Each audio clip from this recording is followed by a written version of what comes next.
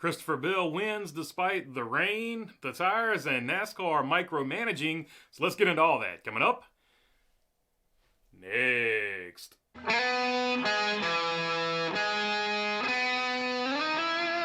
What's going on, everybody? Hope you're doing good today. All right, Christopher Bell gets win number 3. Big win for them.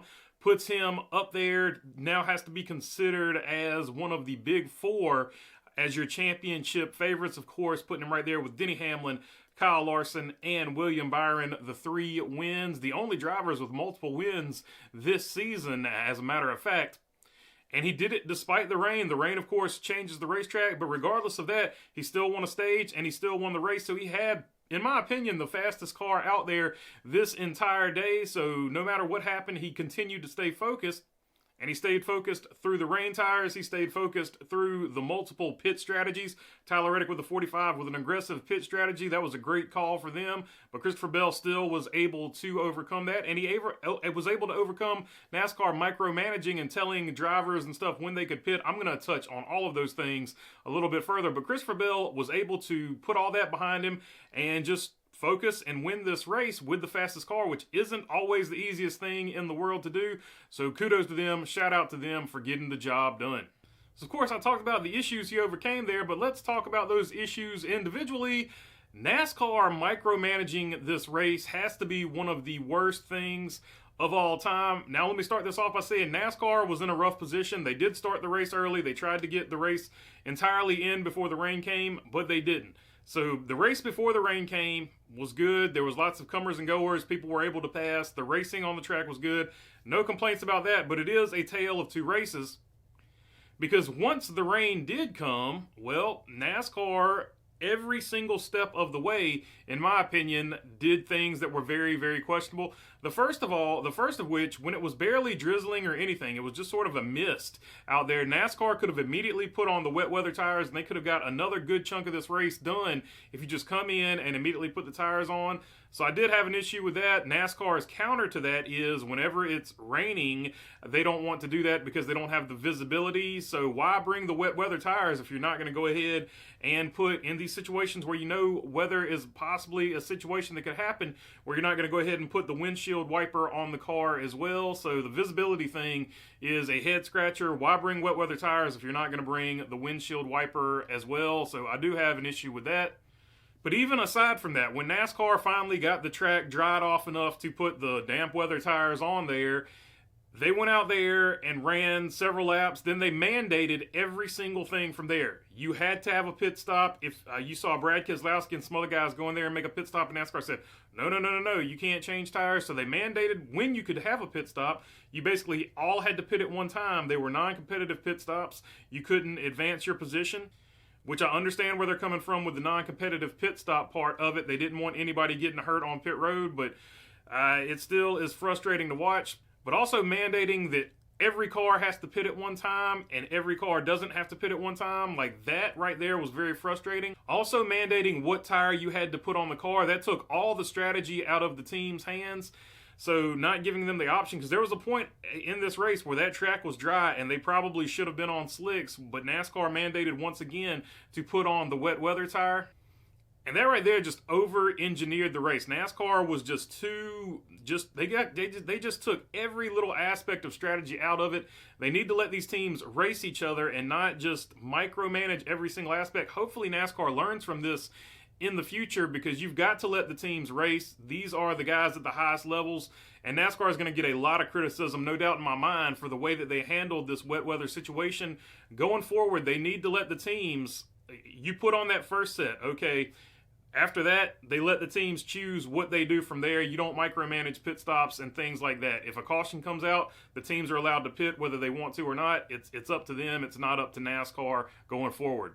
And one other thing I wanted to touch on that too is when the red flag came out and NASCAR mandated that they put all those tires on, that you had to put the wet weather tire on, they also let the 45 put gas in there, and that is going to get a lot of criticism too, because whether or not you switch to the tires or not, that has nothing to do with the fact that they were on a different strategy, and letting all those cars that were on an off pit sequence strategy put gas in the car.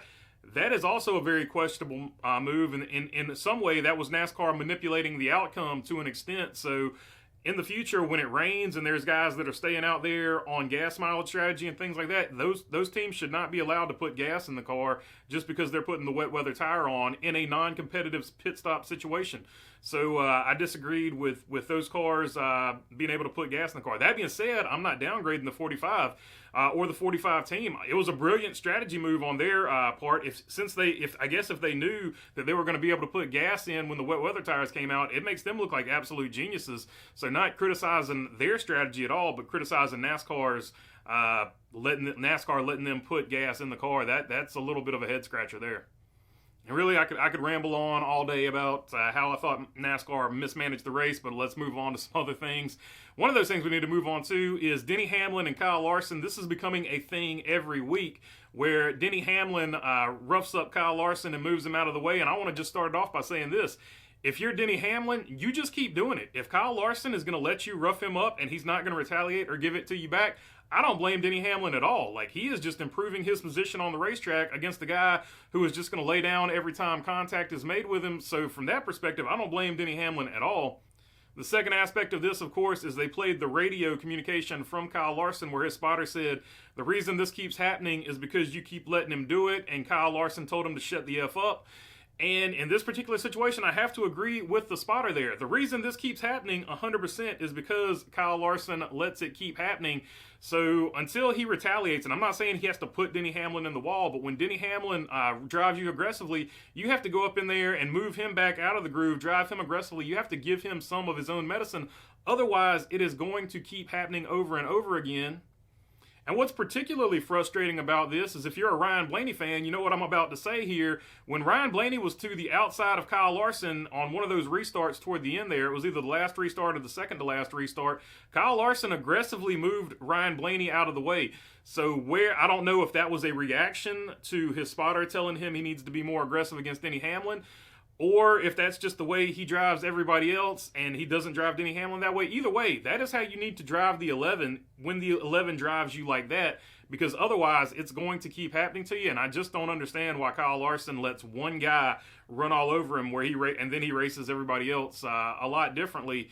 It's a bizarre thing to watch, and it's really weird. I know they're friends off the track, they're golfing buddies and all that stuff, but Denny Hamlin leveraging that friendship with Kyle Larson to then drive him rough on the racetrack is it's a 4D chess move on Denny Hamlin's part, no doubt about it, especially since Kyle Larson lets him keep doing it. Going to do something a little different here for the top 10. This was the top 10 when the red flag came out, and if the race had ended here, Tyler Reddick, Ryan Blaney, Denny Hamlin, Todd Gilliland, Justin Haley would have been 1 through 5. You would have had Michael McDowell, Kyle Larson, Austin Cindric, Christopher Bell, and Noah Gragson would have been your top 10. But of course, to contrast that, since they did get the race back going, Christopher Bell wins. Chase Briscoe finishes second place there, holding off Josh Berry, his teammate. Depending on how you look at it, Chase Briscoe was either being a good teammate to Christopher Bell or a bad teammate to Josh Berry, who possibly could have got up there and gave Christopher Bell a run for his money, because I feel like Josh Berry had a pretty good car on the short runs. Kyle Larson ends up finishing fourth there. Chris Buescher with a nice run to get up to fifth place in the 17 car. Big day for him points-wise, which we'll get into in just a minute. Tyler Reddick with that great strategy from his crew chief there finishes in sixth place in the number 45. Ricky Stenhouse Jr. in the 47, seventh place. Good run for them. Good finish for them. John Hunter Nemechek with an eighth place finish. Good run for John Hunter Nemechek. Good run for Legacy. They need some positive momentum, and they got it here today. Martin Truex Jr. at times was challenging Christopher Bell for the lead. He had a pit stop where the right rear tire didn't get on there securely, and that put him back in the field. He had a crash that he had to overcome, so getting this 10th place finish with the fastest car has got to be a bittersweet day for him, or with a car fast enough at least to challenge Christopher Bell, I should say. Ross Chastain rallies to get a 10th place. He was running 5th, spun out, and then worked his way all the way back up to 10th, so good run for him. Ryan Preece, also a good run for Stewart-Haas Racing there, finished in 11th, and Noah Gragson was in the top 10 at various points in this race as well, so good run overall for Stewart-Haas Racing over there. Todd Gilliland in the Pickle Todd, Pickle Car. finishes 12th there. 13th is Eric Jones, so both Legacy cars in the top 15. Good run for Legacy today. Harrison Burton, there we go. Finally, some positive momentum for Harrison Burton and the Wood brothers. This guy gets a lot of hate. People are giving away his ride. It's got to be a frustrating year for him, so giving him his shout out, giving him his dues here. 14th place run for Harrison Burton. Good job. He is now a wet weather specialist. And Michael McDowell, after wiping out Ryan Blaney, recovers to finish 15th. So those were the drivers that had a good race. Let's look at the drivers that had a bad race, because it's an interesting list here. And we'll start at the top here with Justin Haley. In the last few laps there, he was running top 5. He was 5th, and I want to say Harrison Burton was 7th. I don't know what happened in there. I need to go back and watch it and try to see if I can see something when they post the replay later today. But Justin Haley had a good run going. Not exactly sure how he got back here to 29th, but ruined that day for him was going to be another big run for Rick Ware Racing. Then Joey Logano locked up the brakes and sort of took himself out. That was just a bad deal for him. Austin Dillon, once again, he had gone a lap down early, but he had worked his way back up into the top 15, was running in between 15th and 19th for the rest of this event. Looked like he was going to salvage a day, but got caught up in somebody else's accident. Bubba Wallace caught up in the Noah Gragson accident with Austin Dillon as well. 34th, that is really going to hurt him in points. Kyle Busch had an absolutely miserable day.